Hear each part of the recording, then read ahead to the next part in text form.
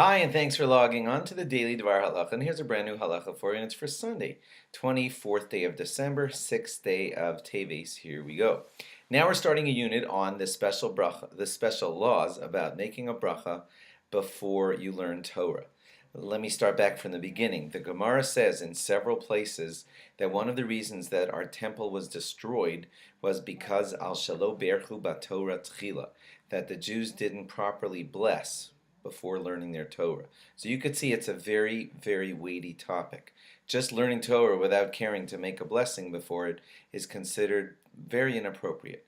You have the special honor and merits to be able to learn Torah, and it's something just like you would thank God before you eat that apple. You for sure praise and thank God before you have a chance to learn His holy Torah, and therefore it's important for all of us to make the bracha on the learning of Torah before learning Torah. You know, it's placed inside of our morning brachos, and that's a good place to get it done early in the morning before any Torah learning happens. It also happens to help with the memory of remembering what you learned. So it's a great idea because it helps you remember what you learn anyway.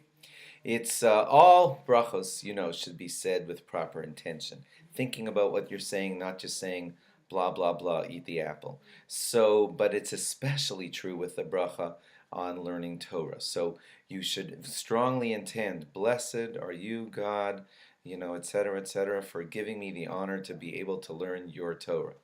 And you should think deeply upon it when you say those brachas in the morning. They are the brachas of, they're actually sort of in a three-part thing. You say the bracha of La'asok b'divrei Torah, and you say that bracha right after it, that's v'ha'arev na, that paragraph, and then the bracha that says Asher Baruch Rabanu Mikalam V'Nasan Lanu, you know, that bracha. All three of them are supposed to be said together. They are a three-part unison thing that expresses our joy and our thankfulness for God giving us the honor to be able to learn His Torah.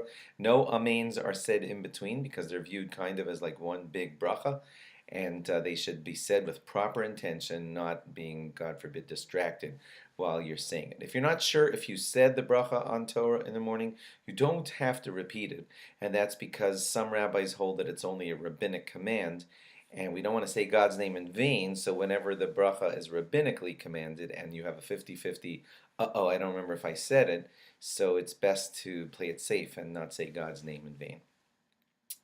If that did happen to you, there is kind of like a makeup, and that is when you say that last paragraph before Shema, that also includes a lot of thoughts that have to do with learning Torah and thanking God for Torah.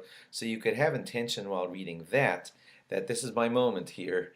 I don't know if I said the bracha on Torah in the morning, but instead I'll think about it deeply now while I say that last paragraph before Shema of the morning, and that can be your bracha on Torah for the day.